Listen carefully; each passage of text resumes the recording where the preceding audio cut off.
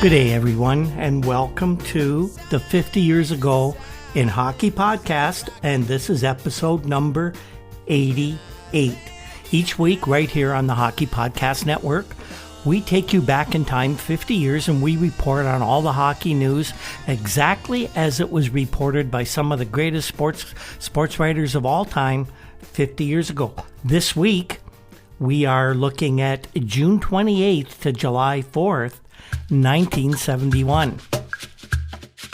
DraftKings is America's top-rated sportsbook.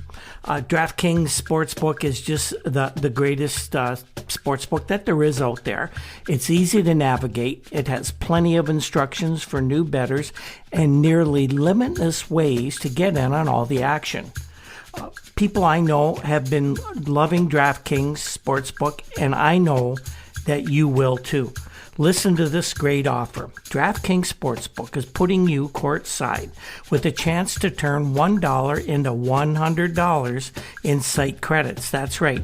Pick any basketball team that's still in contention, bet $1, and if that team wins, you get $100 in site credits. Don't forget, DraftKings Sportsbook also offers great odds and promotions on baseball, hockey, and so much more all week long. DraftKings is safe, secure, and reliable, so you can deposit and withdraw your funds at your convenience.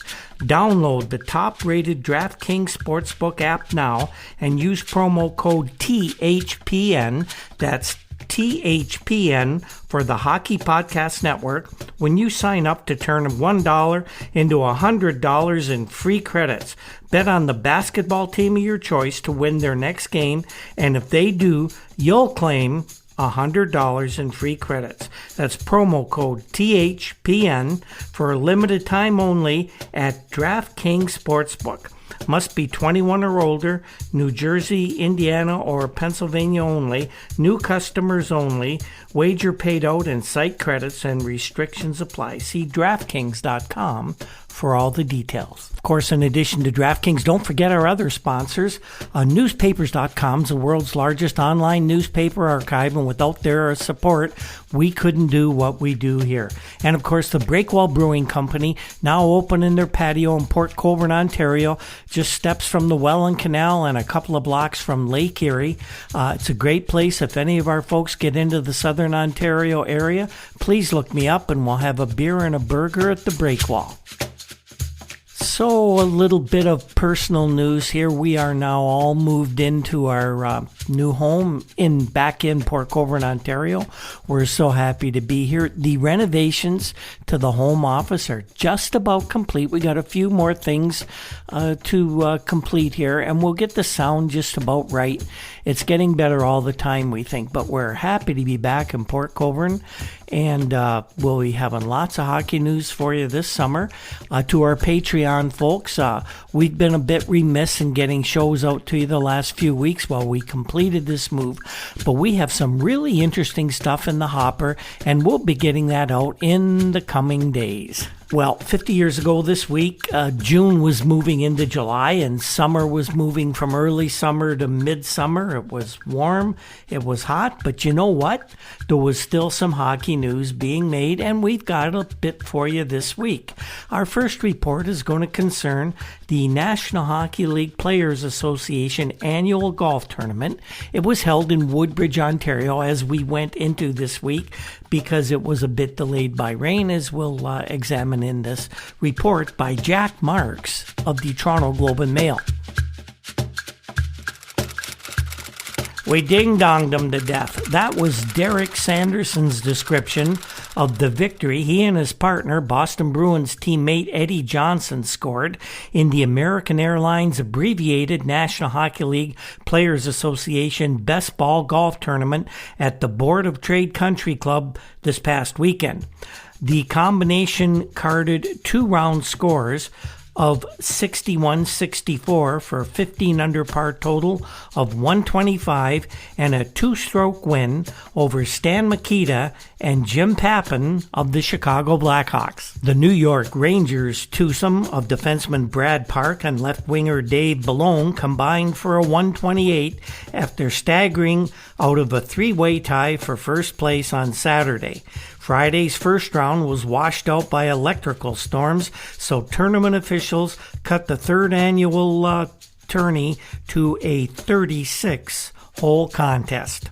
Detroit Red Wing defenseman Gary Bergman won the Ford Pinto for the shot closest to the cup on the 149-yard 16th hole, and his playing partner, Frank Mahovlich, now of the Montreal Canadiens, won the car last year after they combined to win the 1970 championship. They get a Pinto for winning this. In the next few years, the Pinto would undergo some very negative publicity, but it was a car, and two hockey players won it. Nothing wrong with that. There was a tie for low score over the 36 holes. Dale Talon of the Vancouver Canucks had rounds of 73 and 69 for a 132 total, but golf pro Andy Bathgate caught him yesterday with a 68. He shot a 74 in the first round. Talon defeated Bathgate on the playoff to win a set of golf clubs. Talon is, of course, the former Canadian junior golf champion. Although Eddie Johnson and Sanderson were eligible for the $5,000 first prize of the $15,000 put up by American Airlines, Johnson had signed away his right to the money before things even started.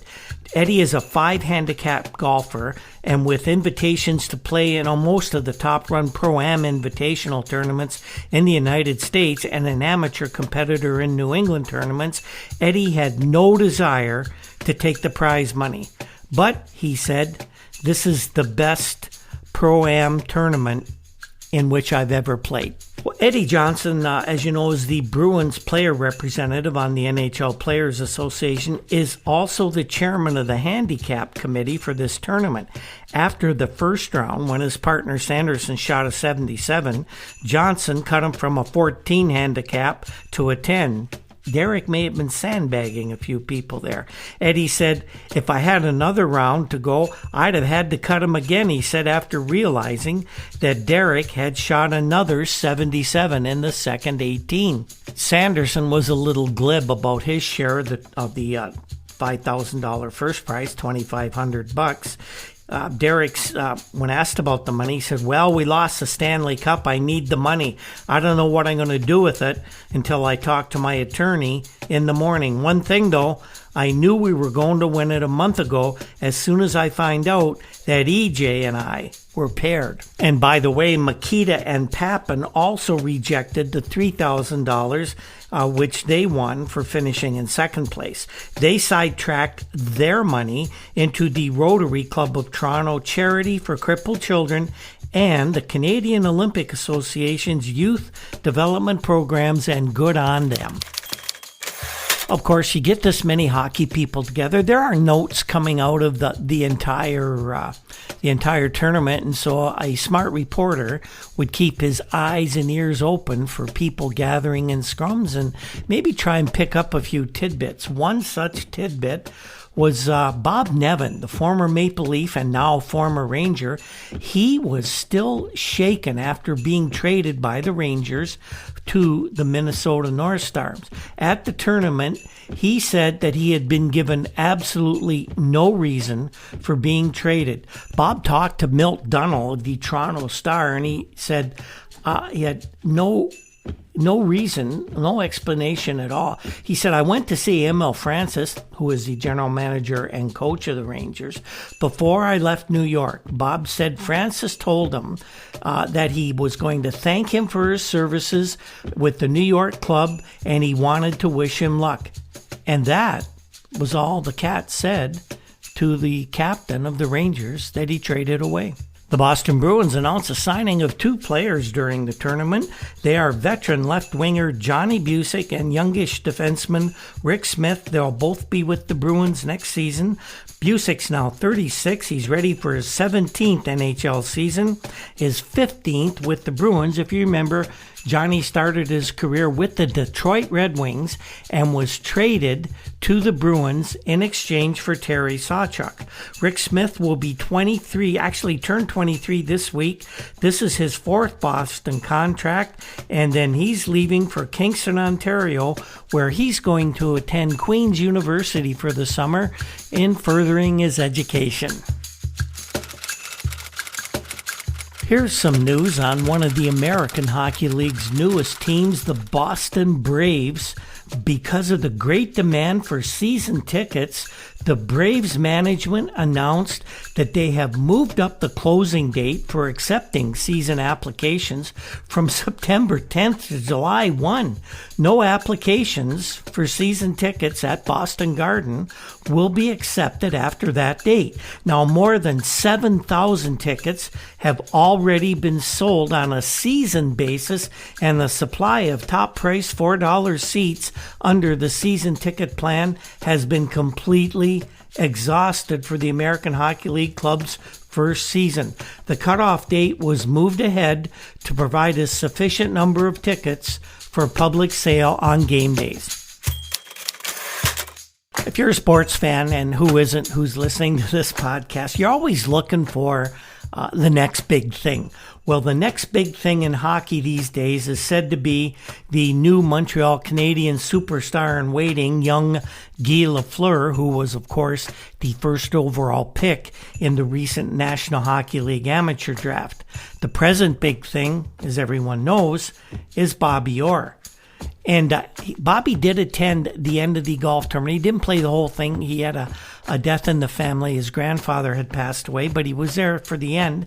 And, of course, Bobby was asked a lot of questions, and one of them was if he had any advice for young Guy Lafleur as he negotiates his first National Hockey League contract with the Canadiens. Well, Bobby had just 4 little words to give to Guy when they two met up this weekend at the tournament. The 4 words: get a good lawyer. Lafleur, at this point in time, picked first in that draft, as we mentioned. He scored more than 130 goals with Quebec of the Quebec Junior A League last season. And at this point in time, he was negotiating a contract, as we mentioned, and Jerry Patterson, a well-known Montreal sports representative, was handling negotiations for him. Orr himself at this time, by the way, was negotiating what is believed to be a multi-year contract with the Bruins. Off and on since back in March, there were reports that Orr had signed a 5-year deal, but as of this time, Bobby had not yet signed the much-anticipated contract that everybody thinks he's going to. Another question that was asked of Orr this weekend, and remember, he showed up unexpectedly. He had initially bowed out because of the death in the family, but he managed to get there Sunday. Well, he was asked to comment on National Hockey League President Clarence Campbell's statement last week that the Bruins couldn't afford the team it had without selling off some of its stars, such as Phil Esposito. Bobby said, "I don't think the league president should be saying stuff like that. I think the Bruins still have a few bucks." Bobby was also asked what his contract is calling for, and he said, all I can say is, I'm asking for what I'm worth. If you've been following us the past few weeks, then you know that we've been reporting on some financial woes by the principal owners of the Vancouver Canucks, a company called Medicor based in Minneapolis, Minnesota.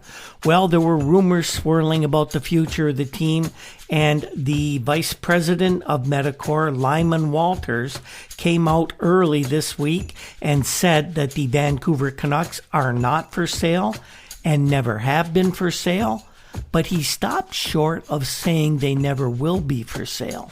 Local radio reports in Vancouver had Medicor dealing with Canadian interests to sell off control of the NHL team. Many people, both Canadians and Americans, have expressed an interest in buying the club, Walters said in a long-distance interview from Minneapolis with Hal Sigurdsson of the Vancouver Sun. But, Walters says, we've never had any intention of selling the team, and we still don't have that intention. Now, the rumors are sparked by the fact that Capazi Enterprises Limited of Vancouver currently holds a first mortgage on Medicor's shares in Northwest Sports, which is the company that actually runs the Canucks. The Capazi family-owned firm gained the position as a result of a $3.6 million loan to Medicor, who got in this trouble when they failed to make a $3.5 million loan payment. In addition to the financial woes of the American owners of the Canucks, the team itself is the subject of 2 legal actions in British Columbia Supreme Court. Uncle Ben's Tartan Holdings Limited claims $675,000 in an action filed against Northwest Sports Enterprises Limited. And the Canucks, of course, as we mentioned, are controlled by Northwest Sports. Tartan is asking for cancellation of an agreement made last year in which it claims it agreed to purchase 3,000 units each containing a series of A debenture and 15 common shares of the capital stock of Northwest offered in a prospectus dated November 13th, 1970. In the second suit, Herbert Pinder Jr. of Saskatchewan, he's a player who was contracted to the Canucks. He is claiming $7,141 for an alleged breach of contract between himself and the Vancouver Hockey Club.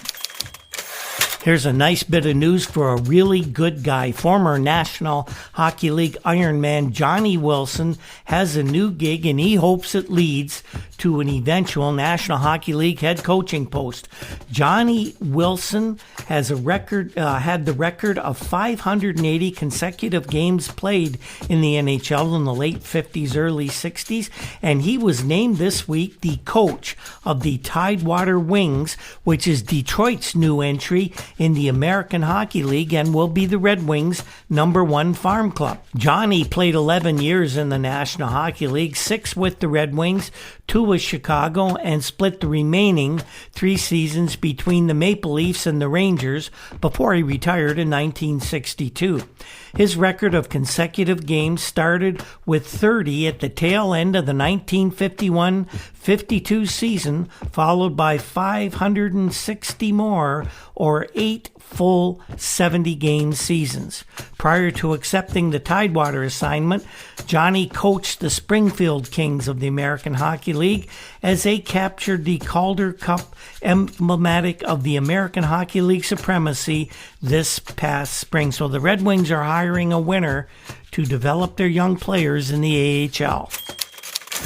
A bit of news from the social pages around the NHL. It's Gordon Ritz, 44 years old. He's one of the owners of the Minnesota North Stars hockey team. He has been divorced from his wife, Margot Ann Larson Ritz, who's 41.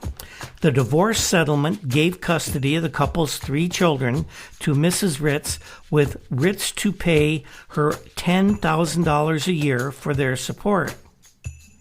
Plus, Ritz has to pay educational expenses throughout the kids' college years. The settlement also provided for an increase in support payments if his income rises, and Mrs. Ritz, daughter of Roy E. Larson, vice chairman of Time magazine, by the way, will also receive a substantial alimony payment. The lifestyles of the rich and famous. Hey, that sounds like a name for a good TV show. I'm just wondering whether all this marital discord and the accompanying financial problems will have any effect on the North Stars franchise. They do well at the gate. They should be okay, but the franchise could have some shaky things going on in the background that we don't know about. There have been stories in Detroit, everybody's heard them, that Red Wings season ticket subscribers have been canceling their tickets by the dozens in protest over the way that general manager Ned Harkness is running, or some would say ruining, this franchise.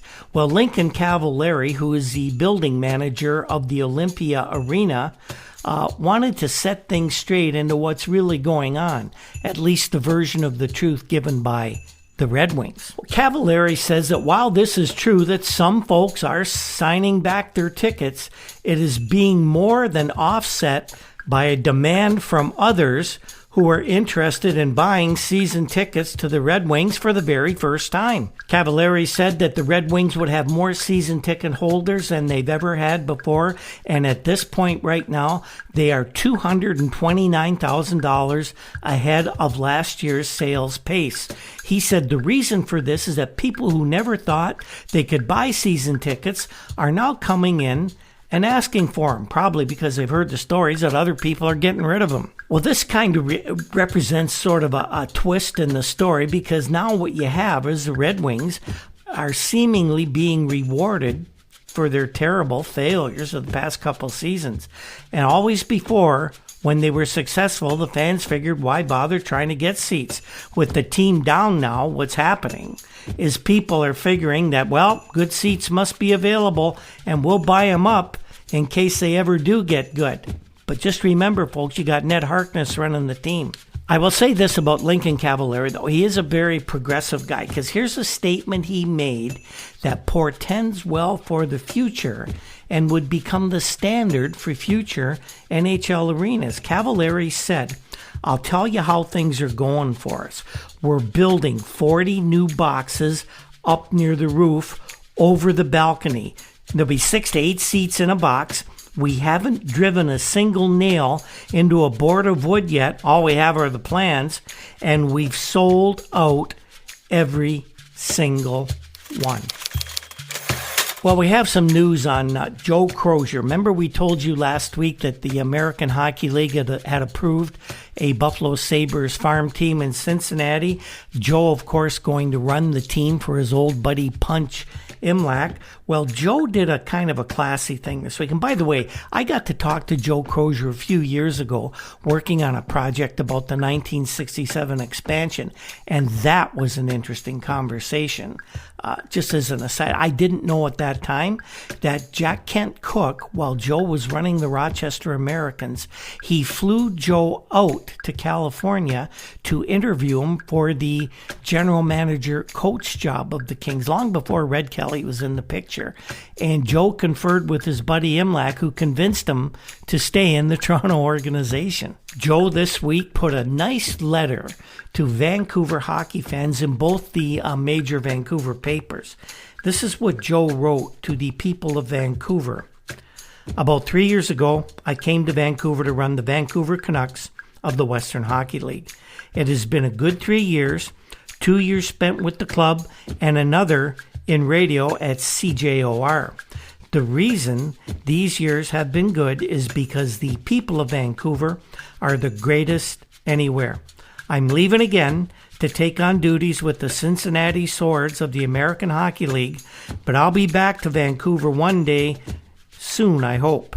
I've said goodbye to many good friends in Vancouver, and to those I haven't seen, thank you for everything, and to the many thousands of hockey fans, thank you very much for your interest in this great sport and for the support you gave me when I was there.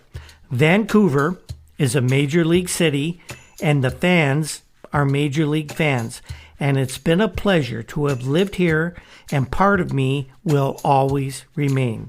I hope to see you all again soon. Many thanks, Joe Crozier. This next story we've been following for many months. Of course, it took a rather crazy twist in recent weeks with the arrests of Stafford Smythe and Harold Ballard. Well, if you remember, the original charges against Smythe and Ballard had to do with income tax evasion over a period of about 5 years in the late 1960s. Stafford Smythe's lawyer petitioned the court that the case should be thrown out because of a Bill of Rights violation. Now remember, the Charter of Rights has not yet become law in Canada, and there was something called the Bill of Rights, and Smythe's lawyer said that because of the way the case was handled, that Smythe was not treated the same as everyone else would be treated.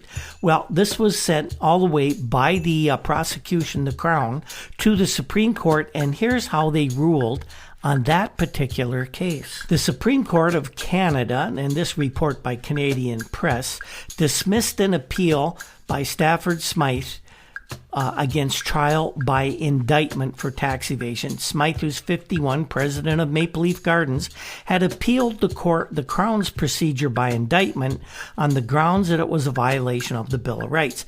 His lawyer, J.J. Robinette of Toronto, argued that the procedure violates the Bill of Rights because at the whim of federal justice minister, it places the accused in jeopardy of a jail sentence. The income tax evasion charges are dual procedure, and the stronger charge, proceeding by way of indictment, carries a much greater penalty than the lesser charge proceeding by way of summary conviction, as they call it. Robinette argued this case and won last November before a county court judge by the name of Joseph Kelly.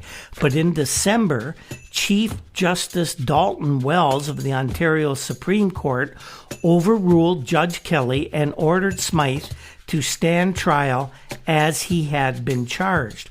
Robinette went to the Ontario Court of Appeal, which upheld the Wells ruling, and of course then Robinette went to the Supreme Court of Canada, which today did the very same thing.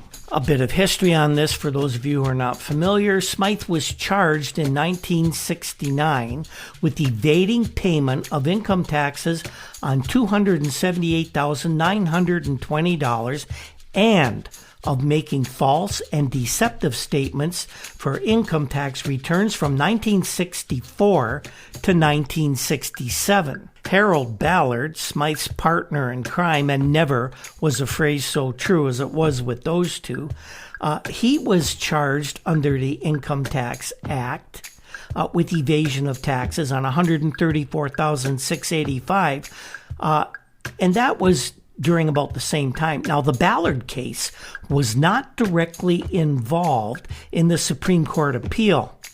It might have been affected, as would either tax case and others in history, because of the way the Crown has the summary conviction, dual procedure, indictment process that they can follow. So his case was also put on hold until the Smythe case was resolved by the Supreme Court, and this decision means both Smythe and Ballard will have to stand trial on these income tax evasion charges, which are separate from the fraud and theft charges that were caused them to be arrested in the last couple of weeks. Gary Bergman at the NHL Players Association tournament this week was defending the title he won last year with Frank Mahovlich. And of course, Gary, you remember, had some problems last season. Didn't everybody who played for the Red Wings? Gary clashed with his former and still, I guess, friend Doug Barkley, who's now coach of the Red Wings. Barkley is proving to be the ultimate company man. When Ned Harkness says jump, Doug leaps into the air and then defies gravity until Harkness tells him that he can land. Well, Gary was questioned about his feelings with the Red Wings while he was at the tournament this week, and maybe he had a couple of pops at the time he was talking to, but Gary was very frank, and he always has been. Gary said, well, the problem in Detroit is that there are 32 bosses working, it seems, at cross purposes. I wouldn't mind if they hired a Little Caesar. That is before Mike Ilitch became involved, and yet Gary had this very interesting phrase, hire a Little Caesar. At least, Gary says, you'd know where you stand. In Detroit, it's a bad scene right now. Bergman says that his feeling is that Gordie Howe should, quote, go after the job, and contrary to what other people think, I believe Gordie Howe would be a great coach. It's in your corner, Gordy. Would you want to take the job? Would the Red Wings do it? Would Bruce Norris put Gordy in that position? Personally, I don't think Gordy would work for Ned Harkness under any circumstances. Well, not far from Detroit is another major city, Cleveland, Ohio, on the shores of Lake Erie, across the lake from where I am. And the owner of the Cleveland professional hockey team, the Barons, and the basketball Cavaliers is Nick Maletti. And he, of course, is hoping to get a new arena built by 1972-73 that would house 19,000 people for the Cavaliers and 18,000 for the Hockey Barons. No word on who's going to pay for this, whether Maletti is putting his own money into this project or whether he's hoping the city of Cleveland will pay for it. But the rink is going to be located in suburban Richfield, which is about 20 miles outside of downtown Cleveland. And I don't know if you've been around Lake Erie winters, driving 20 miles in the middle of the winter might not be a hockey fans' idea of a good time many of those winter nights. Another one of the off-ice stories that does affect the sport greatly was going on at this time in 1971. There's always a lot of talk right around this time about parity in the NHL since, of course, the league had expanded in 1967. Well, Jim Kearney in the Vancouver Sun explored the issue as a bill designed to improve the rights of professional athletes was being introduced in the Canadian Parliament. And many people said that this bill, if passed by the Canadian government, and don't forget at this time, 95% of the players in the NHL, maybe even a higher percentage, were Canadian.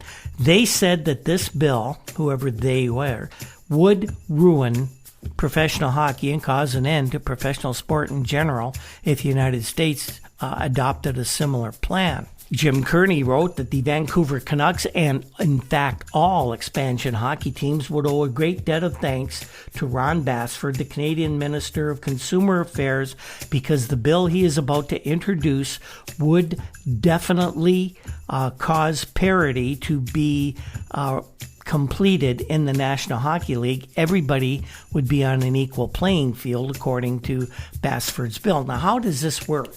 As Kearney writes, one of the more immediately obvious aspects of this competition bill being introduced by Basford in the Canadian House of Commons can be found in the provisions affecting sports monopolies. Hockey is the principal target, of course, of this bill in Canada. It's not surprising because the national winter pastime is the last medieval stronghold in professional sport.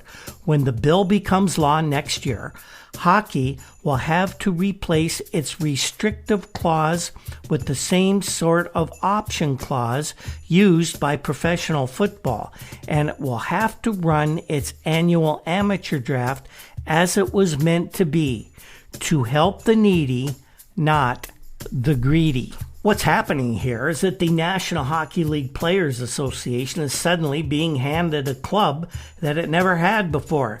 And the association's executive director, Alan Eagleson, knows exactly how it's going to be wielded. Eagleson says that the players will be going after a no-strings-attached option clause, and they'll be going along with the amateur draft, but not the trading of draft choices.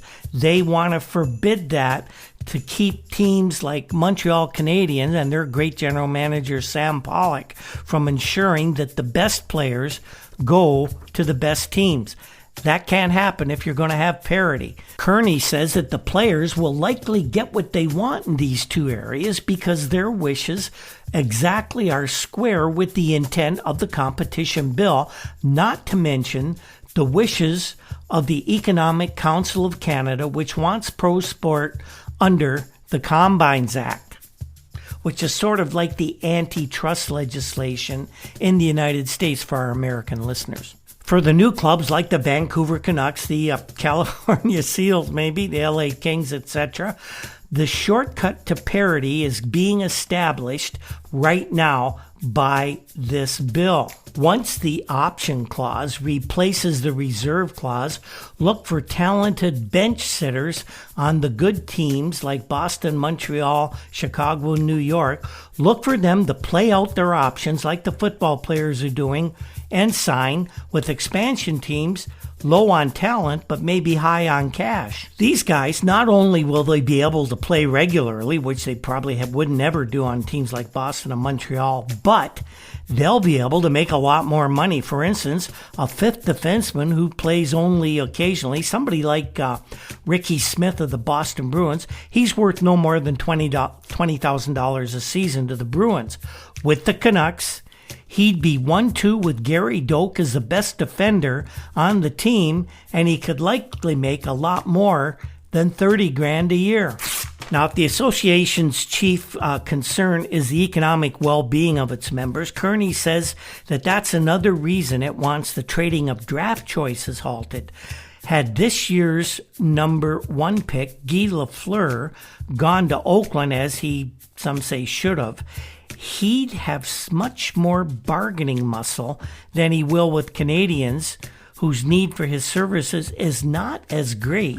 In California, he had a chance to actually make that team successful as the new superstar on the block.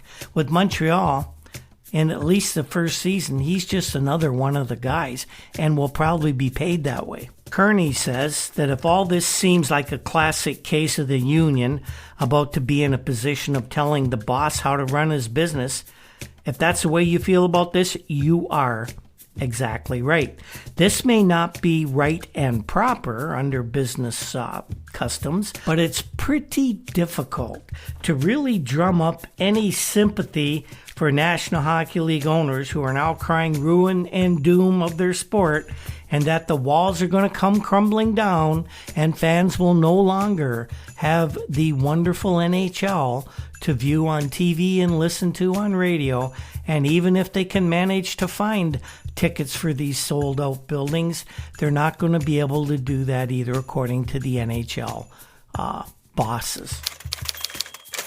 Now, the NHL owners have to realize that Ron Basford is going to be a formidable opponent when it comes to this issue. He actually campaigned on this issue with the National Hockey League as his target when he won his election in 1968. Now, he's become the Minister of Consumer Affairs, and they're going to have a battle if they think they can stop this from actually taking place in Canada, at least. Compromises were there to be made, but these guys don't believe that the government or anyone else can tell them how to run their businesses, even when the businesses really contravene the law and moral turpitude as well. They're not really the things that people... It's almost like indentured slavery, what the players are these days, bound to one team for their entire life with no ability to determine their own future. Now, the clubs say that they put a lot of money into these players, but the money they realize back is what allows them to make such handsome profits. Compromises were there to be made, but the NHL owners were blind to this, and so now they may be forced to make changes that they did not want to make had they been able to compromise. Of course, one of the first questions that comes to mind with this issue is the fact that 11 of the 14 National Hockey League teams operate in the United States. So Basford isn't going to be able to inflict his option clause on just Toronto, Montreal, and Vancouver. That would never happen. But while he can't legislate against American teams, the fact that they depend almost exclusively on Canada for their player supplies suggests that they can be persuaded to get in line with the new rules. Well, we have another Phil Esposito story this week. This is pretty interesting. He came right through Port Colborne when this story was being developing, and what we'll tell now. And this is from Barry Cardigan of the Boston Globe. Phil Esposito's always wanted to be a sailor. He grew up in Sault Ste. Marie on the Great Lakes. I grew up right on the shores of Lake Erie, actually. Well, Phil, who has done about everything there is to do in hockey, embarked on the Grand Tour of Boating. Phil captained his new 33-foot Egg Harbor cruiser out of the Neponset River on a 12-day cruise, and that's going to take him to Sault Ste. Marie, Ontario, where, of course, he has his permanent home. Making the trip with Esposito would require going through 38 locks of New York and Canadian canal systems, and a couple of hometown pals, Los Angeles Kings defenseman Matt Ravlich and Jerry Bambuco, a teacher in that area. They're going to be along for the trip. Well, as it turned out, Phil made the trip. They went through the canal systems, drove right through Port Colborne. We happened to be around when he went through the Welland Canal. We're at the south end of the Welland Canal. And it was a very smooth trip for Phil and his friends. That is until they got up on the way to Lake Superior and then Sault Ste. Marie when a storm hit. They ran into some 10-foot waves, and Phil said when they finally reached their destination that they were a little bit scared at how rough the Great Lakes can be, even in comparison to the ocean. And Phil was even thought for a couple of minutes, that they might get into more serious trouble. But the 33-footer, I think it is, they managed to hang in, and they got to Sault Ste. Marie, and Phil Esposito had quite an experience after that record-setting season he had in the NHL. This was something a little more real. One of the things that I always enjoyed during the hockey seasons, and also more during the off seasons, you look at the players who are playing in the league right now and you say, who'd make a good coach? Which of these guys is going to retire and take over an NHL team? Well, someday we figured Eddie Johnson of the Bruins would be an NHL coach. Maybe within 10 years, we all thought. Johnson is one of the sharpest hockey minds in the game, and he is the Boston Bruin player, according to everybody around the team. He was most likely to become coach, and that is exactly what Eddie is looking for post-hockey playing days. Eddie told Francis Rose of the Boston Globe, "Hockey's my life, and I'm going to stay in it. I want to stay in it, and I want to coach." EJ was asked how long he thought it might be before he starts coaching, and he said, well, I think I have at least 5 years of Major League Hockey left in me. Look at guys like Gump Worsley and Jacques Plante. They're past 40, and they're still playing well in the NHL, so I guess I could go another 5 years, maybe 7, and then after that, I want to get into coaching. Jacques Plante says that EJ can play at least that long. Expansion has lengthened the careers of all the good goalers. The talent is spread around now. It's a little more thin than it used to be, so there aren't that many good players on every team. Plante says it was different when we had 6 teams. Now you don't have to work as hard for every minute of every game. The pressure can be less, and a good goalie can play for a very long time. It's all in the eyes. As long as your eyes are good, Plante says you can play for a long time in the NHL. Eddie Johnson figures that being a goalkeeper, especially with the 2 goalie system now employed by all NHL teams, he figures that that's a good way to learn a lot about the game and about coaching. Eddie says, when I'm on the bench, I don't look at the game as a fan would. Eddie says he tries to get the overall picture by looking at all the little things taking place on the ice. He says he puts the game together. Eddie says, I watch to see who's skating and who isn't on each of the teams. Now, Ed says, I'd like to think I could go into the minors and coach some young players. It would be very satisfying trying to develop a young player into a major leaguer. Sure, I'd like to coach in the NHL, but I'd like to work with the kids for a little while to get good at this.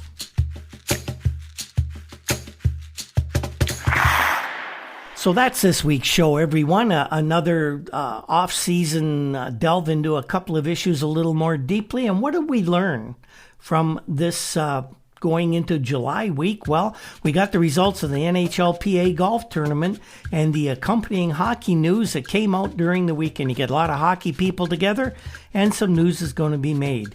We learned how the Supreme Court of Canada ruled on Stafford Smythe's move to have his income tax evasion case thrown out because of the Bill of Rights challenge. And, of course, what we learned is he's going to have to stand trial. And we also learned that Gary Bergman feels that Gordie Howe should coach the Red Wings, whom he describes as an all-around bad seam. We still have a little bit of news and some features that we're going to have for you next week. We'll have a session on how player agents are affecting the sporting scene, especially the hockey world in 1971. We'll have some news about the possible future of Gordie Howe. Would he be playing this fall or won't he? There's some questions either way. And sports gambling seems to be an idea which might catch on in Canada, but should it? And should the government play a role? The guys who run the NHL, especially Clarence Campbell, abhor the thought of gambling creeping into the hockey business. We're going to examine that thorny issue next week as well. Andy Cole produces the 50 Years Ago in Hockey podcast, and he does a downright excellent job for this. Andy's a true media professional, and I can't thank him enough for everything he does for this podcast. The very popular Juno-nominated Toronto indie rock group, the Rural Alberta Advantage, provides our introduction music. If you ever get a chance to see the RAA perform live, don't miss the opportunity. They're playing some shows we know this summer in Alberta, and we're hoping that they've got some gigs lined up in Ontario as well. Other musical pieces in the show and the sound effects are all created by Andy Cole. Our research comes from files at the Toronto Star, the Toronto Globe and Mail, and of course, the many publications found at newspapers.com. You can find us on Twitter at @Hockey50Years, on Facebook under the 50 Years Ago in Hockey banner, and at our WordPress site, hockey50yearsago.com. Of course, we're here every week on the Hockey Podcast Network, every day on Twitter, and we're going to have a great season next year, and the shows this summer are going to prepare us for next season very well. And on that note, we will see you next time. When the ice breaks